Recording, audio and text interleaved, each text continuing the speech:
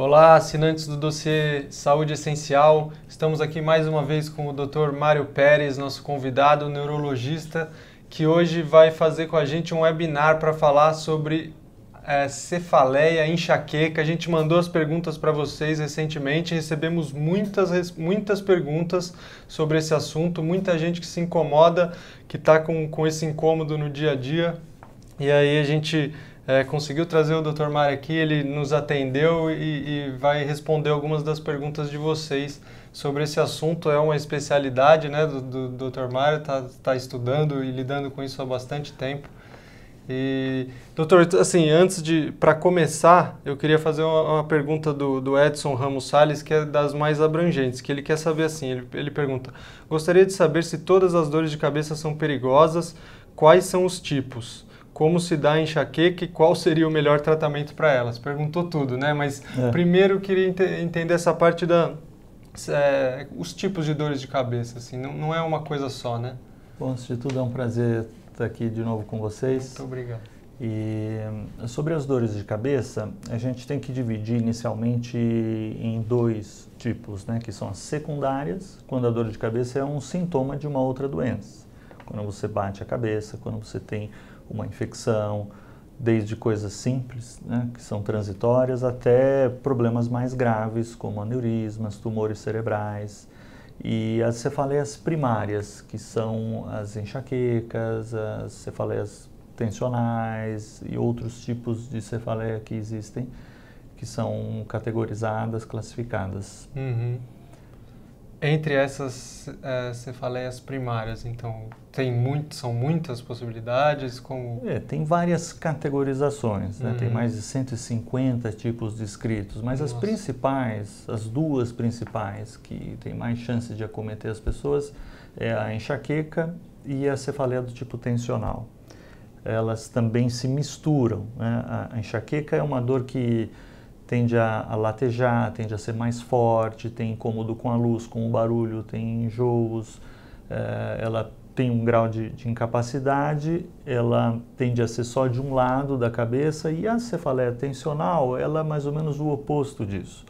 Ela não lateja, ela é em peso, ela não tem o incômodo com a luz, com o barulho, não tem enjoo, ela é mais fraca, ela é mais dos dois lados, mais em peso, e elas podem coexistir. A pessoa pode ter dores mais fortes com cara de enxaqueca e pode ter também dores mais em peso, mais com a cara da cefaleia do tipo tensional.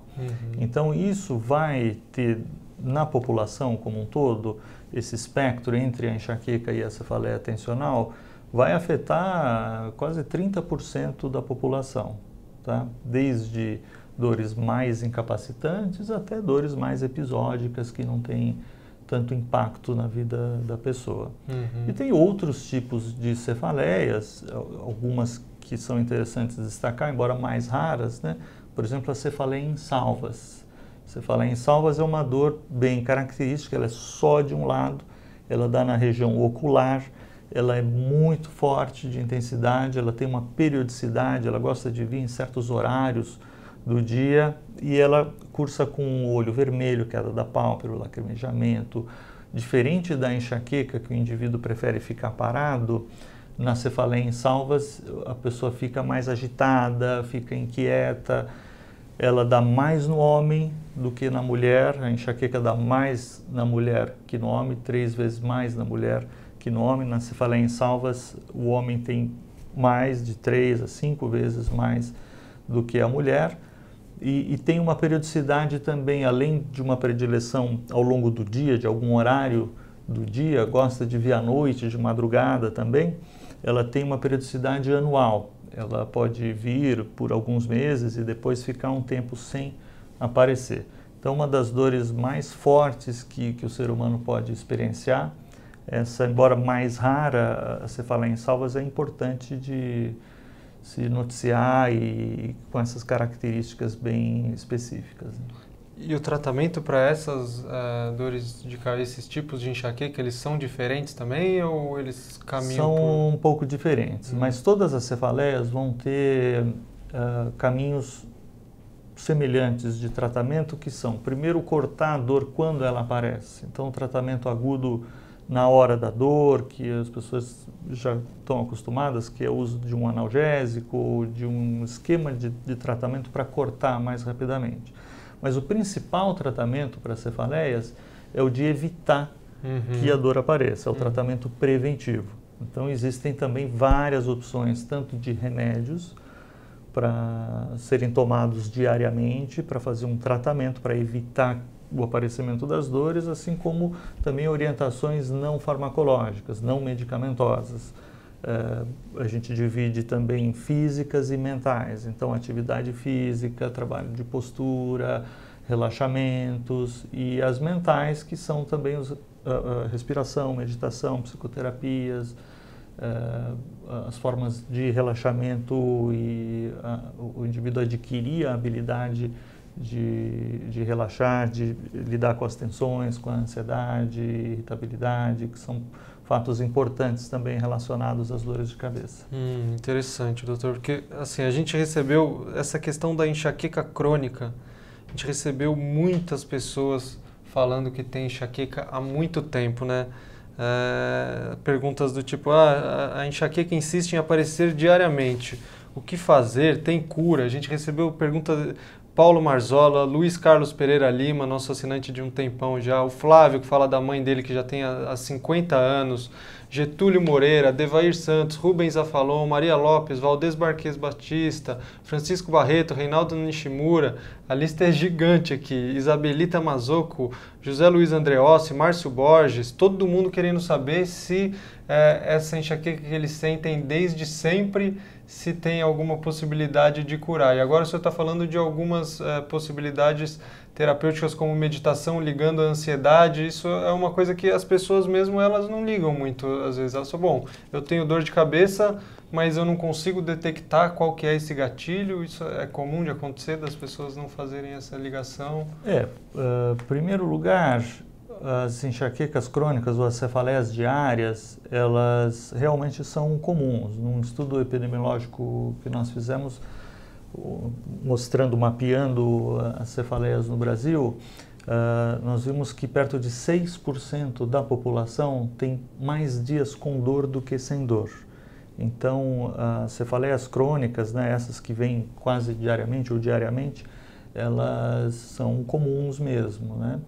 A enxaqueca crônica, ela no mundo inteiro vai afetar 2 a 3% da população. Então, realmente, um número grande de sofredores, e existem, sim, causas, existem gatilhos, existe uma soma, né, uma questão de predisposição. Então o indivíduo pode ter uma genética favorável, tem questões internas na mulher hormonais, tem situações de predisposição e tem gatilhos externos, fatores desencadeantes que estimulam essa predisposição a disparar essa crise e disparar o sistema de dor. Então, qualquer coisa que fuja do equilíbrio do indivíduo tem chance de desembocar numa crise de dor de cabeça. Então, alguns fatores são mais importantes, mais comuns. As pessoas, quando tem um só fator, elas identificam, e as histórias são longas. Então, quando a pessoa consegue identificar esse fator e afastar-se dele, o problema está resolvido, né? É o caso, por exemplo, da ressaca, da bebida alcoólica. Então, da experiência humana, ter dor de cabeça com o uso de uma certa quantidade de álcool. Tem pessoas que não têm, e tem, a maioria das pessoas tem ressaca, tem dor de cabeça. Então, existem situações que tem mais ou menos predisposição, mas sempre vai acontecer. Provavelmente a ingesta de álcool é dose dependente, assim, dependendo, se você chegar a ingerir uma certa dose de álcool, você vai ter dor de cabeça necessariamente. Da mesma forma, a hipoglicemia, jejum, ficar sem comer, é um sintoma da hipoglicemia, é uma consequência do jejum ter dor de cabeça. Talvez uma pessoa mais sensível, com poucas horas, 4, 5 horas sem comer, pode já ter uma dor de cabeça, e outras têm que ficar um dia, 2 inteiros sem comer para começar a ter uma dor. Mas é um fator também conhecido e desencadeante. Então, a gente tem que separar os desencadeantes em categorias também, né? Uhum. Tem os desencadeantes alimentares, os principais são o ficar sem comer, é o jejum, é o mais comum desencadeante alimentar. Obviamente a bebida alcoólica, o excesso de cafeína também, de café. Embora a cafeína tenha uma ação analgésica, ela entra dentro de analgésicos, né? De compostos, de remédios para cortar a dor. O excesso de cafeína pode gerar mais ansiedade, insônia e gerar mais dor de cabeça. Sobre a cafeína, inclusive, a gente recebeu alguns assinantes, o Misael Carneiro e a Márcia falaram o contrário, até que se eles não tomam café, eles ficam com dor de cabeça também. Essa é outra questão, que é a abstinência do café, da cafeína. E é muito comum, o indivíduo trabalha no escritório, ele vai no cafezinho várias vezes ao dia, segunda a sexta, sábado e domingo ele não toma café. Sim. Ou não toma a mesma quantidade. E aí ele pode ter dor de cabeça pela abstinência da cafeína. Isso então, acontece. Também é interessante, você pode tomar café, não é que você tem que abolir totalmente a cafeína, mas a última dose de café é ideal que não seja depois das 6 da tarde, porque aí ela vai gerar uma insônia, vai interromper, vai afetar mais a qualidade de vida do indivíduo. Claro. Enquanto a gente está falando de gatilho aqui, pessoal, acho que o Dr. Mário vai concordar que, na verdade, é uma boa coisa, né, a gente encontrar o gatilho para a nossa dor de cabeça, porque é isso, assim, se é com o café que a minha dor de cabeça varia ou não, é ali que eu consigo, é uma pista que a maioria das pessoas nem tem, né, então aí talvez tenha que cortar o café, ou talvez tenha que diminuir, ou fazer um ajuste no... Talvez não, muito provavelmente você vai ter que mexer ali. E às vezes as pessoas falam, não, eu não quero deixar de fazer isso. A gente recebeu até uma pergunta de um assinante que falou, como eu deixo de ter ressaca sem parar de beber álcool? Eu não vou encontrar o nome dele aqui, mas vai ser difícil, né? Acho que a gente encontrou o gatilho, é com o gatilho que tem que mexer, não é? Essa é uma abordagem, eu acho que você se conhecer e saber aqui que você é mais sensível, o que você pode, o que você não pode, é importante. Mas as cefaleias que causam mais impacto, que causam mais problema na vida das pessoas, são geralmente multifatoriais. Né? O paciente sempre quer ir à busca daquela causa que, pronto, é isso, é a banana que eu como, é o glúten que eu como, ou, enfim, quer pôr a culpa em o estresse único ponto. Normalmente são vários fatores, né? A pessoa tem que analisar o quadro como um todo. É importante nesse processo a anotação também das crises e das coisas que acontecem. Então, a realização de um diário, e tem aplicativos também que a pessoa pode utilizar disso. Nós desenvolvemos um que se chama Diário da Dor, e a pessoa coloca ali a ocorrência das crises, e ela tem depois gráficos, e isso pode trazer informações importantes para ela mesma e para ela mostrar para o seu médico e saber quais influências, né? A questão alimentar é bastante complexa, talvez precise aí de um programa inteiro para isso, são várias questões importantes, né? Mas não é aquilo que a gente vê na prática clínica como predominante, uma questão predominante. Eu quero ressaltar aqui 2 pontos que eu acho que são mais frequentes no nosso dia a dia de prática clínica no consultório, que é a parte da saúde mental, principalmente a ansiedade e do sono. Então, na ansiedade, a gente fez uma pesquisa recente que mostra que o fator mais importante mais do que depressão até, é preocupação, é antecipação.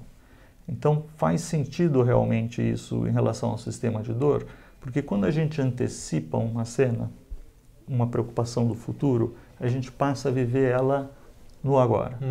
E o sistema de dor é um sistema de alerta que vai detectar uma ameaça e vai disparar para te avisar que você está em risco. Então, uma antecipação, uma preocupação, traz essa leitura de ameaça. E o organismo não consegue distinguir se aquilo está acontecendo agora ou se está para acontecer ou se realmente vai acontecer. Ele simplesmente detecta aquilo, porque a nossa experiência de vida é neste segundo, é do agora, e isso dispara o sistema de dor e aquela crise aparece. Então, o aspecto todo de antecipação, de preocupação, de pessimismo, né, de olhar também de uma maneira mais negativa as coisas, ou ter receio, ter medos, né, as fobias, elas são bastante importantes também, e trabalhar esse aspecto, né, e conseguir controlar é bastante importante para o resultado também, para o tratamento da enxaqueca. Então, existe uma associação muito grande com a ansiedade e algumas pessoas também precisam de medicação. Tem vários remédios também seguros e fáceis de tolerar e bem eficazes para tratar essa associação.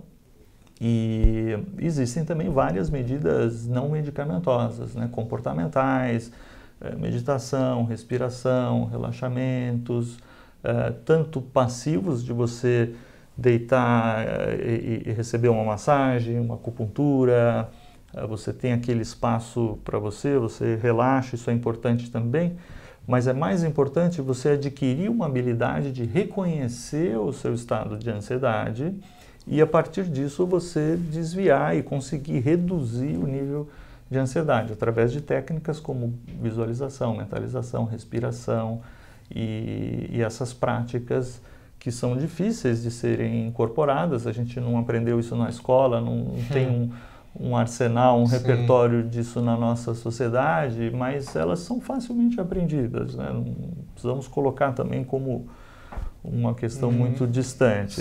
São medidas gratuitas, geralmente, que podem ser, exatamente, podem ser feitas você mesmo aprendendo. Claro, você pode precisar de uma psicoterapia ou de um profissional voltado para aquilo, para te ensinar, para te guiar nesse processo, né? Porque há questões também da história de vida, de traumas, de questões que precisam ser analisadas, precisam ser trabalhadas. Então, a psicoterapia de diversas linhas, né, principalmente a terapia cognitiva comportamental, que é a mais estudada, mas todas as linhas praticamente têm importância como tratamento preventivo, né? Então, você vai, através desse trabalho, ter um efeito já cientificamente comprovado de prevenção das crises também. Inclusive, essa questão da preocupação, ela pode acontecer em virtude da própria dor de cabeça, né? As pessoas têm uma cefaleia, uma enxaqueca ou cefaleia crônica, ela sempre tem, então ela, de repente ela está bem e pensa, putz, quando será que eu vou ficar mal? E isso mesmo desencadear a dor de cabeça, é possível? Você colocou muito bem, existe um ciclo vicioso nisso, né? Existe o que a gente descreveu como cefalgiafobia, que é medo de ter dor de cabeça. Então, o indivíduo tem uma tendência para ansiedade, preocupação, ele tem crises recorrentes, ele passou por dificuldades com dores que foram sofridas, ele tem medo de que aconteça de novo. Só que esse medo alimenta mais a chance de ter uma nova dor. E uma coisa vai puxando a outra. Então esse ciclo tem que ser interrompido com tratamentos, muitas vezes, né, com a consciência de que isso acontece, mas nem sempre. Aliás, a fobia, por definição, ela é irracional, não é uma escolha, é algo que vem com uma tendência e você tenta segurar, mas nem sempre é possível segurar. Você pode precisar de um medicamento, não é nenhuma falha de moral, de personalidade, não é nenhuma derrota você ter uma tendência como essa, muitas vezes é genética. A nossa sociedade é uma sociedade do medo, por exemplo, você tem seguro para tudo, de carro, de vida, contra incêndio, carro blindado, quer dizer, a gente vive um medo exacerbado nas cidades, né, na sociedade como um todo. Então, a nossa cultura é muito medrosa, o que é próprio da experiência de como estão as coisas hoje. Mas há um excesso também de preocupações e a gente acaba focando muito mais a tragédia, muito mais o medo e isso está dentro do nosso funcionamento e precisa ser revertido, né? Precisa ser mudado esse padrão porque há consequências não só para dores como um todo, né? Todas as dores, cervical, lombar, porque a tensão gera contratura muscular, né? A preocupação gera contratura muscular. De masseter, de morder mais e dores que são nessa região, elas podem ter um excesso de mordida, né, da pessoa morder muito durante o dia e à noite também o bruxismo. O bruxismo, né? Também está relacionado com dor de cabeça. Também está relacionado, existe até o bruxismo de vigília, quer dizer, você apertar demais durante o dia, passar muita raiva durante o dia, você acaba gerando uma sobrecarga muscular, uma tensão que normalmente é de toda a musculatura, né, da cervical e por isso também que ajuda muito, uma das formas de tratamento é o uso da toxina botulínica, que é o Botox, que é uma forma muito boa de tratamento, é o mesmo da estética, mas são pontos diferentes. A gente coloca, quem aplica é o neurologista e não o dermatologista, cirurgião plástico. E são pontos diferentes. A dose normalmente é 3 vezes mais do que só a parte frontal da estética, é colocado na região temporal, aqui atrás também. Então é um tratamento bastante eficaz. Tem bons resultados. Tem bons resultados, é uma opção boa aí para a gente ter como forma terapêutica. O doutor estava falando agora dessa questão de como a coluna, muita gente mandou, o Jaber Felipe falou de que ele tem dor na nuca que irradia para a cabeça, a Elane Barreto também, Maria do Carmo Saviela falou que tem um comprometimento na cervical, a Vera Capra, então é isso, tá tudo relacionado mesmo, quanto mais tensão, pode ser que irradie para outros lugares. A tensão ela vai contraturar também a musculatura da cervical, mas existe também uma questão postural, né? É muito comum, vamos olhar de perfil, vamos dizer que aqui é a cabeça, aqui está o pescoço. O nosso pescoço nasceu para segurar uma cabeça de uns 10 quilos nessa posição, mas normalmente a gente está para frente. E essa musculatura tem que carregar uma cabeça de 15 quilos, quando ela está mais para frente. Então, quando você está trabalhando no escritório, numa mesa, existe a tendência nossa de anteriorizar, projetar a cabeça para frente. E isso vai gerar uma sobrecarga ainda maior. Né? Então, essa anteriorização, ela precisa ser trabalhada. Então, formas de tratamento posturais, com fisioterapia ou alguma recomendação de atividade física, até para... RPG, talvez? Também qualquer trabalho de postura, onde você melhore essa angulação e a cabeça fique numa posição melhor, sem forçar tanto. Isso aliado à tensão do dia a dia, a um sono ruim, porque durante a noite você deveria ter um relaxamento da musculatura. Se você dorme mal, não relaxe. Volta a contraturar, no dia seguinte você passa mais tensão, contrai mais ainda, dorme pior à noite e assim vai. E esses são quadros progressivos que terminam em dores diárias e sono ruim, e mais ansiedade, acaba entrando no quadro de depressão e vira uma bola de neve que precisa ser tratada, precisa ser interrompida. Tem várias estratégias também para esse tipo de quadro, né? Tá certo. Bom, a gente está abusando um pouquinho do tempo do Dr. Mário, mas só a gente não vai conseguir fazer todas as perguntas, porque realmente a gente recebeu muitas perguntas dessa vez, mas eu queria só, doutor, sobre essa questão das pessoas falarem a cura, né?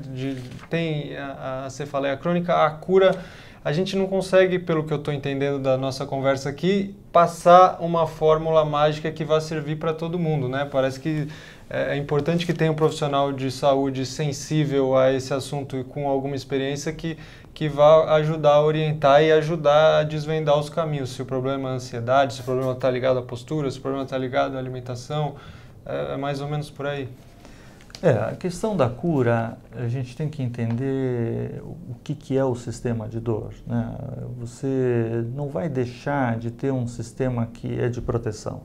É a mesma coisa a febre, você não vai deixar de ter um sistema que vai te alertar e que tem importância. Se você tiver uma infecção, você tem que ter febre, né? Se você tiver uma razão para ter dor, é importante que tenha essa dor e que ela seja só a buzina, só o alerta necessário para o organismo tomar as medidas necessárias, né?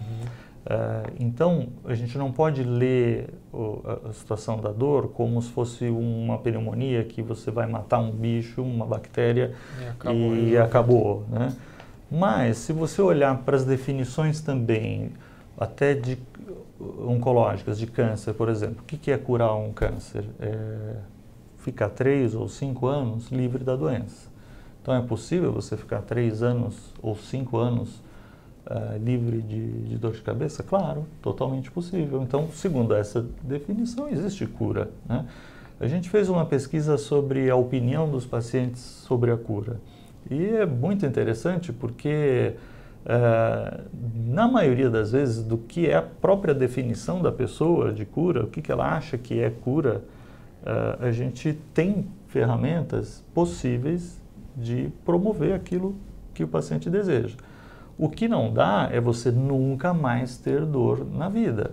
Se um dia você, depois de passar um tempo muito bom, você dorme mal, fica tremendamente estressado, come 1 quilo de açúcar, toma 1 litro de pinga, vai ter dor de cabeça. Tem que ter dor de cabeça numa situação como essa, eventual, pontual, né? É diferente de você continuar sofrendo com dor de cabeça sem que os mecanismos tenham sido controlados, né? Então, a gente tem sim formas de tratar, dependendo da definição que médicos e pacientes têm de cura. Sem dúvida existe cura, mas a gente tem que entender o sistema de dor, que não vai ser apagado, ele vai continuar existindo, e se ele precisar ser disparado, que dispare e que cumpra o seu papel. Perfeito. Doutor, muito obrigado. Muito obrigado, eu que agradeço pela sua presença. E contamos numa próxima também, porque sobrou muito assunto para falar. É verdade. Muito obrigado. Vamos em frente. Até a próxima, pessoal. Espero que tenham gostado. Valeu.